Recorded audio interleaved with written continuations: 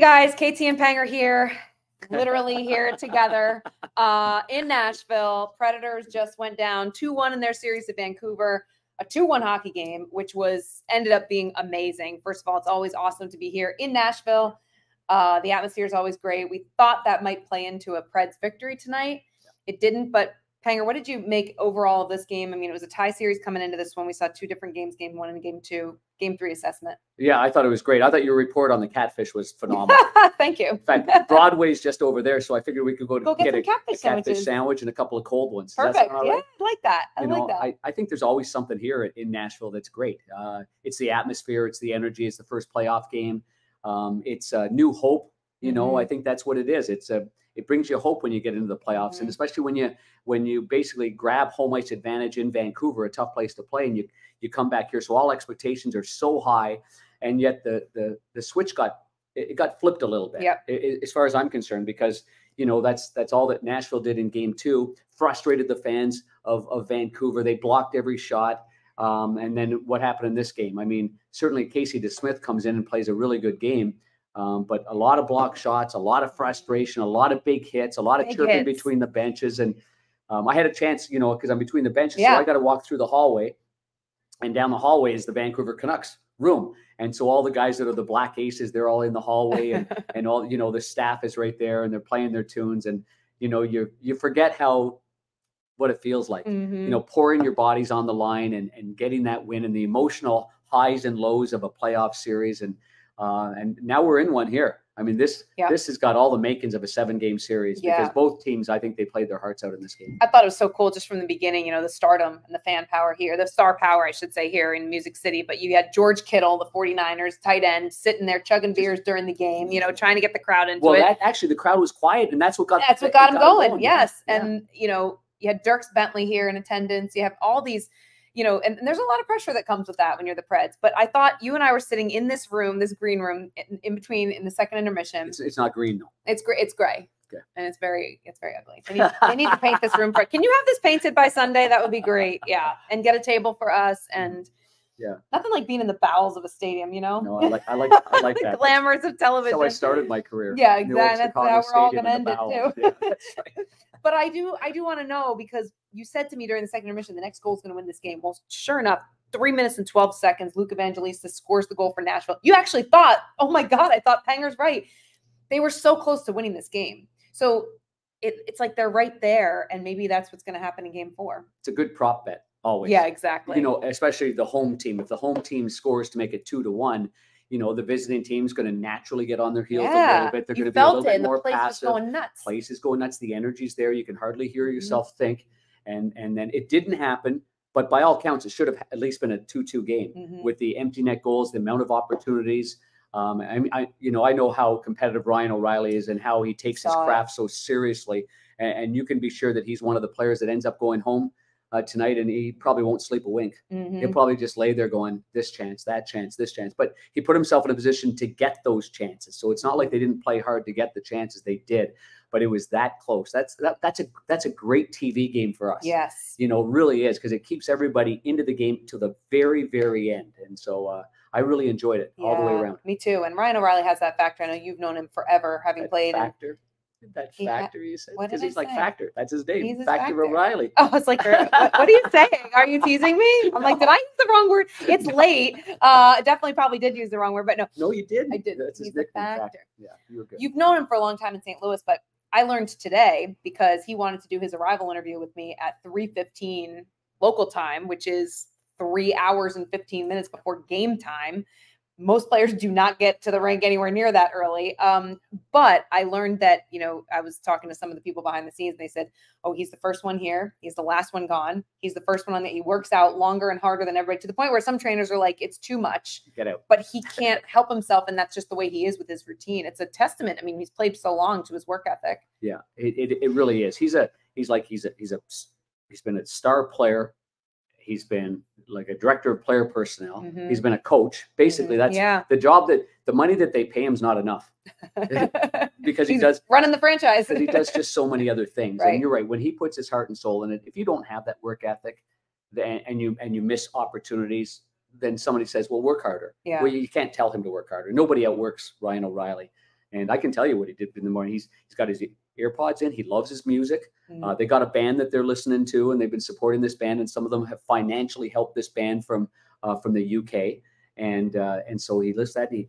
He's got a racquetball, and he goes bang, bang, bang, bang, bang, and he goes bang, bang, forehand, backhand, and then he bounces other balls, and then he does some stretching, he does some yoga, and he puts himself into a trance or whatever it might be in preparing for the game. So all that being said, this one is I don't know, the feistiness early, the big hit. Let's go through the game. Let's go through the game a little bit, because between the benches, serious chirping right off the hop. I'm not surprised by that. I mean, McCarron. Who are the biggest chirpers down there? You're between those benches. Kiefer Sherwood was going on both sides, McCarron, and then kind of part McCarron was right in there, and then Zadorov, he's got a motor. He just doesn't stop. He just keeps going.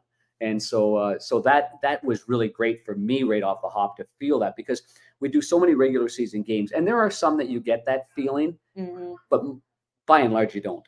And then now it's the playoffs, and every play, every icing, every block shot, every time you do something, you take a hit to make a play, the bench is going crazy. The energy is just at such a high level. So that's the enjoyable part of being where I am and where you are. You're in the Zamboni. You can feel it. Yeah. Yeah. And I get to talk to the coaches in between as well. And I'm amazed at these two coaches. First of all, the way they handle the media, the way they are two of the most relaxed coaches I've ever been around, because they're new, they're young, they've been on both sides of this. I mean, Talk has done the media before. He knows what our jobs are about. They're accommodating from morning skate. I must have talked to Talk 10 times today, before we even got to the game. And these are two Jack Adams. These are going to be two Jack Adams finalists, like no question. Yeah. And it's just nice to see the players, how they respond to those guys behind the bench. Yeah. I saw it firsthand when I was waiting to interview the coaches. I would see the way they're interacting with their players, very hands-on, very communicative. And you see that too. I like the first one, because I do what you do a lot, jump over the boards and get there, and my hurdling skills from college come into handy. Very, very good. But I just push people aside. But even at one point, you're getting in there to do your job. They know it, but at the same time, I think maybe Andrew Burnett was talking to Ryan O Reily. Yes. And the power play was just about to start. I didn't even want to interrupt him, because he's telling Ryan O Reily what he wants him to do on the power play. They already went 0 for 1 at one point in the period. This was their second chance to score. So it was a big moment. I was like, And yet, here's the coach, looks at you with great respect and answers the question calmly. Like they both show great calmness under fire, and that's probably why they're both great coaches. So yeah, for sure. And with Talk too, Talk didn't like the D to D. Oh, we're gonna get in trouble. We're going D to D. Yeah, he did. Yeah, we fed off that during the game, because he's right. Every time they went D to D and slowed things down, they had no breakout, they had no speed, they had nothing going down on the other side. You know what I find interesting? I've watched the first two games, and you have two of this series from the TV set, which and both networks do an amazing job bringing the game to your home. However, when you see it in person. My assessment watching this game tonight is this is going to be a long series. I agree with you. Well, the first game was 4-2, second game was 4-1, and now we got a 2-1 game. Yep. Like, this is what it's going to be about. It's not really going to be about the middle of the ice and getting these glorious chances. There was hardly anything going through the neutral zone. I think it was waist deep in a big muddy, as Bruce Springsteen once sang. And then That's it was your second Bruce Springsteen quote of the night. Well, I thought the first one was good, because I was trying to figure out you can't start a fire without a spark. You need a spark to get this thing going. And then they did end up getting it going. And I'm talking about Nashville. Yeah. But I mean, if you're Vancouver now, you're back there, you're having a couple of cold beers and some pizza, or maybe some catfish, and you're in the room and you break it down. You let the boys celebrate. You pat Casey DeSmith on the pads. Yeah, what a bounce back Holy game cow, that is. With a 30, 30 and saves. you say, hey, great. JT Miller's on the board. Besser's on the board. Pedersen's on the board. Got something. Quinn Hughes got a couple of helpers in this game. And then you take a deep breath and you go, we better get some more shots here. Yeah. For sure. That's the bottom line. That's a crazy discrepancy. 31-12 shots on goal. As I'm looking at my sheet right now. Yeah.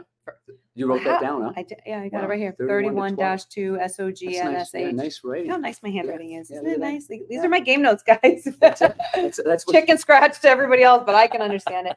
But yeah, I think we have an exciting game 4 coming up. Yeah.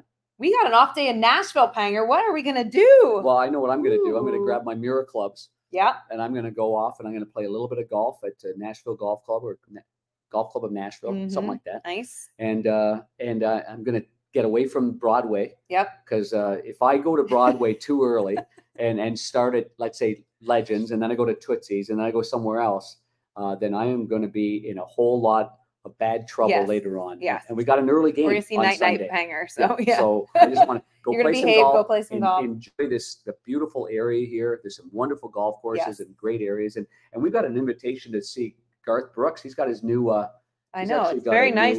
This one's getting text messages from let's see, from a dear friend. He's going to take care of you guys. You guys will have a great time. Give him a call. Okay. So that's so here's what it is. Garth Brooks.